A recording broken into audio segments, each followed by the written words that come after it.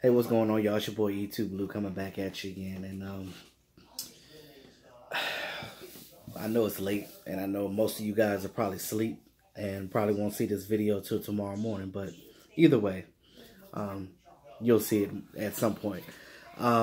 Just looking at this Rams game. Rams game just finished. Just trying to make some comparisons to the Dallas Cowboys. And you know, when I watch these games, they're very entertainable because they're very entertaining because they're scoring and they're making positive plays and they're doing things that our Dallas Cowboys just have not done this season. And, well, first of all, before I even get started, I saw Mark's video from earlier, and I called him, I talked to him about the death of our friend Kenny, and shout out to Cowboys Crunk, man. Sending condolences to you and your guy and just your family and everything. You just hate to see that happen. Kenny was a good guy, man. Like I met him at the draft. We were there that whole week. We were just laughing, joking, talking mess. Yes, he was a Texans fan, but he was really a cool guy because, you know, just common knowledge of football and just, you know, just talking about the game and, you know, having respect for one another. That was the biggest thing. And that boy could cook his ass off. I mean, he made this barbecue chicken that we had. It was just, oh my God, it was to die for. But shout out to him, and it just sucks, man. It's like, you know, just one thing that you guys got to understand. Life ain't guaranteed to nobody. You can leave this earth at any day, anytime. And, you know, especially if it's a loved one or somebody that's close to you, you want to tell somebody how you feel about them every day because you never know when it's the last time you're going to see that person. And that's big. You got to tell people you love every day because, like I said, you never know when it's the last time. Freak incidents happen, and that's a part of life. You know, with life comes death, and death is inevitable. At some point, we're all going to have that. But sending my condolences to the family. Just hate to see that. He was a real good guy, and I know his family is really taking it rough right now because I mean that's hard. That's really hard. Rest in peace, Kenny. But on a lighter note, like I said, about this game tonight, you look at what Sean McVay has done with Jared Goff, and I've said this in the past that I said this last season when Jared Goff first made his turnaround. First of all, it's interesting to see those two teams because you got Kirk Cousins on one side and you got Jared Goff here. When Sean McVay was with the Redskins, when he was their offensive coordinator, he coached Cousins. So it's like you had a hand in kind of developing both of these quarterbacks. This is just a fun fact.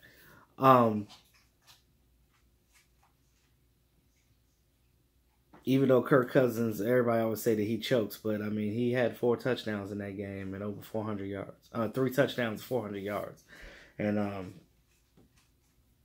we ain't had that production this year. We could barely get Dak over 200 yards passing in the game. More or less score more than 13 points a game. I mean, it's ridiculous right now. But when you look at what Sean McVay is doing with Jared Goff, this is his second season with the Rams. Now, granted, they got talent on that defense. I mean, you got a guy like Michael Brockers and Aaron Donald and Ndamukong Suh bearing down on you as a quarterback. I mean, that's got to be scary coming from that side of the ball. Now, everybody thought that Jared Goff was going to be some type of bust when he came out because he came out and when Fisher was there as the coach, they just weren't doing well. They were on Hard Knocks, and it's just like they had a lot of distractions and he just couldn't get it done. Now, they had some talent on that team. It wasn't like the team was bad. Again, that goes back to coaching. Now, the comparison I'm making is the simple fact is this. I understand player execution all day. And again, shout out to Vash Lombardi, my man, 50 grand. the homie. You know, I understand what he's saying when he's saying player execution. And in a lot of ways, these Dallas Cowboys, Dak Prescott, this offense, everybody has to do their part. That part of the player execution, I do agree with. I do. They need to do better.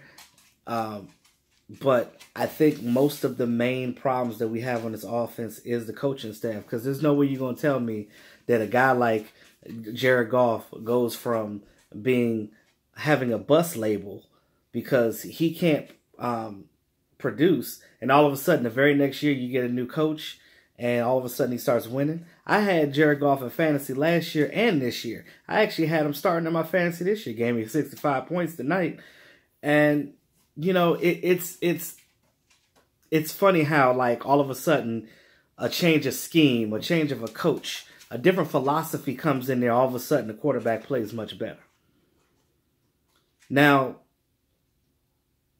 obviously, coaching has a lot to do with it because you're seeing it unfold here. Even Kirk Cousins is doing so much better with the Vikings than he did with the Redskins. Yeah, they lost to the Bills last week, but again, you're going to have up and down games. It's any given Sunday. These are still pro teams, regardless of if they're not as good as the other team or not. They're still pro teams for a reason. They have the ability. Every team has the ability to win. It doesn't matter who you are. I mean, even Tom Brady lost to the Lions, which were playing this week, ironically. But again, Matt Patricia has been with the Patriots since 2004. So he knows Tom Brady. So that has a lot to do with that. Because one thing that I learned is that you can be stronger, faster, more athletic than somebody, but if another person can outwit you, outcoach you, out-scheme you, that underdog team can actually beat the better team because of that reason. Now, just put it in perspective like that. A lot of people don't think of stuff like that, but you got to understand that, like, a lesser team can beat a better team by being witty, being smart, calling the right plays, catching them off guard, doing things that you haven't done, not being repetitive and doing the same things that they watch film on you every week. This goes back to the Dallas Cowboys. We do the same thing every week, every week, every week. Jason Garrett has a routine. Jason, and I know all of you guys have seen Jason Garrett's post-game press conferences. You've seen his interviews. He says the same things over and over and over again. He wears the same outfits over and over. I don't know if it's superstition or what. That's just how he is. He's just, when it comes to being in the forefront in the media, he's just boring. That's just what he is. And when you look at that, you're just like, oh, here we go again. Every time you're watching the interview, you're like, they always, what does Jason Garrett say all the time? They ask him about a player, he's like, he's been great in this league for a very long time. He says that all the time. Like, you can put clips together of all of his interviews, and I guarantee you at least 60% of it is the same every time. Every time. The same verbiage, the same sentences, the same phrases. Everything is the same. Like, he does not change. And it's the same way with his philosophy. It's the same way with his game plan. So when you come in the game, when him and Linehan puts up the game plan and Linehan calls the plays, the playbook needs to have more substance. You go back to, I guess that was last year when we played the Lions. This is even before the playoffs. When they did that end around to Dez Bryant. Dez Bryant threw the touchdown to Jason Witten. That's one of those plays that's going to work all the time for the Dallas Cowboys. Why? Because they never do things like that. How did the Eagles win the Super Bowl? Being creative, using what you have, using the type of players to their strength, and rotating around, giving different people things to do. In that Super Bowl, the Eagles, every single one of all three of the run backs scored a touchdown in that Super Bowl. They beat the Patriots like a team that knew what they were doing. They were witty. They knew how to exploit the weaknesses of the Patriots defense, and they executed Again, that's the part that I do agree with Vash on, player execution. That part is that. But the coaches have to implement the right plan that goes with the player's strengths. Because if you don't implement the right plan that goes with the player's strengths, then you cannot execute. It works hand in hand. It's almost like a relationship. When you have a relationship, whether you're married or you're just dating, if you don't have communication, you have nothing. If you can't talk to the person, there's no branch of communication. There's no way to bridge the gap between what I'm saying and to you if we can't talk.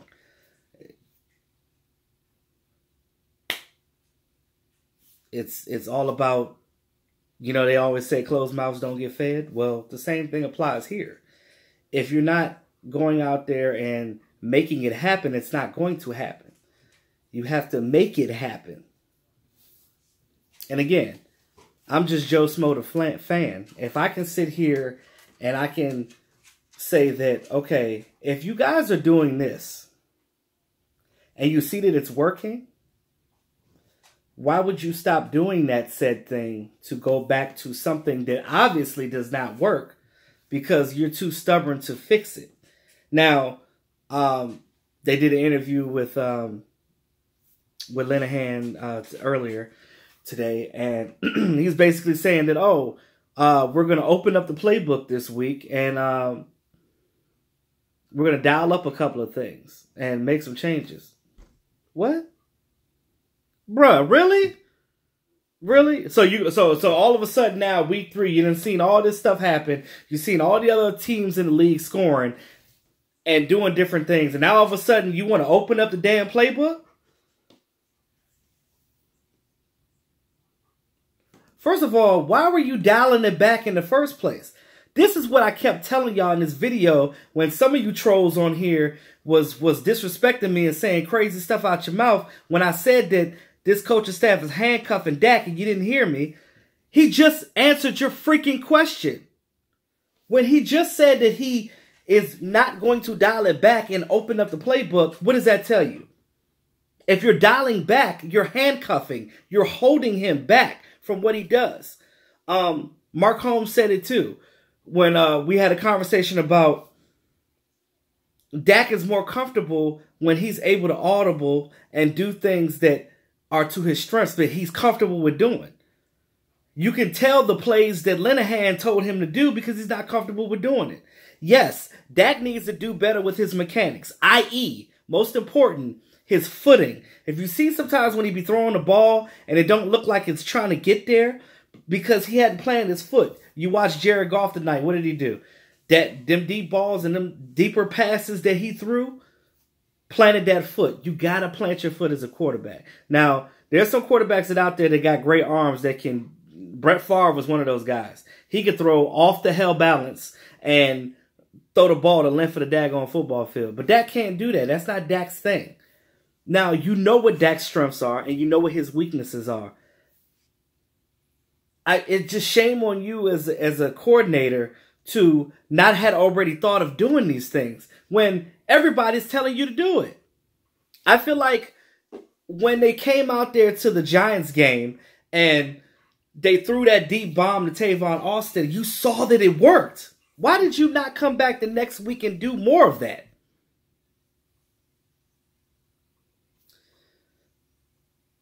Run the ball, run the damn ball. Give Zeke the ball and let Tavon Austin do his thing. Let him eat too. Because what happens is when you stretch the field out, you provide more space for your offensive guys to get to.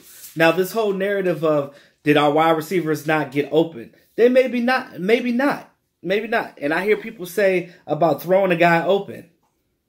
Okay.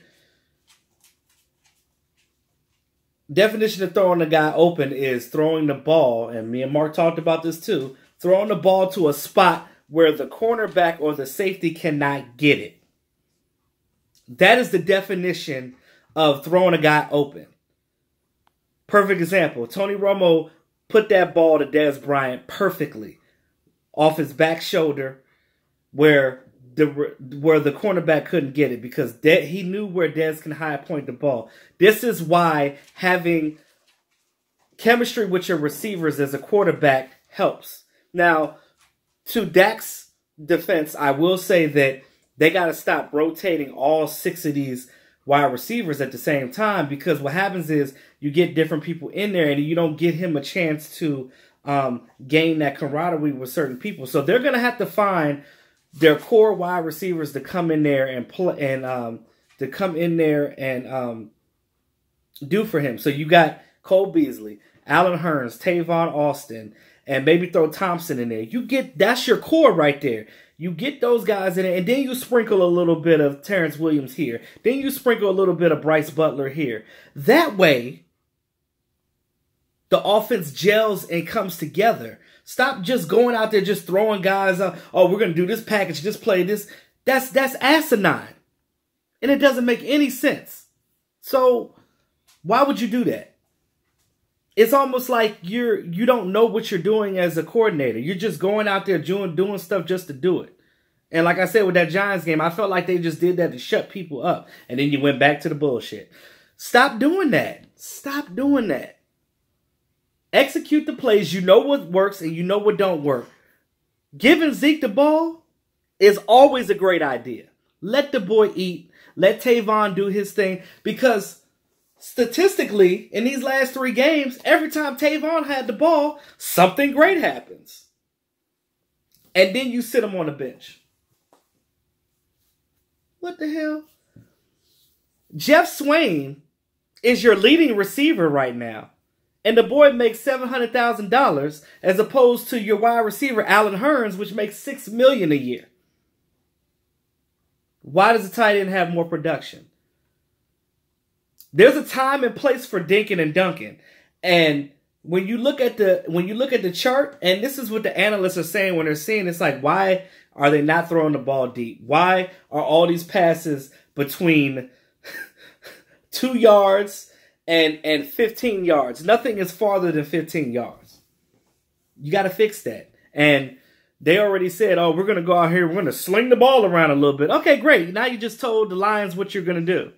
At least let them think that you're going to be boring, and then all of a sudden when the game time comes, then that's when you just surprise them, because you're going to surprise everybody by doing something different. Because when you look at the tape of the Dallas Cowboys, you don't have to spend too much time studying them, because you know exactly what they're going to do. If I could sit on the couch and tell you what they're going to do on a play, you know the defensive coordinators all day, they're just like, oh, we're just going to pick this all apart. So again, our defense has been stepping up. They've been doing their job. As far as defense goes, we need to get turnovers. We need to get interceptions. We need to get fumble recoveries. We need to get it all. Pick sixes. We need it, because that's what we're lacking right now. Now, if we can get that on defense, we are good. But this offense has to step up and do their job, because if the offense doesn't produce any points, and I'm not talking about just field goals. You can't let Brett Maher kick the ball every time you get into the red zone. You got to get into the end zone.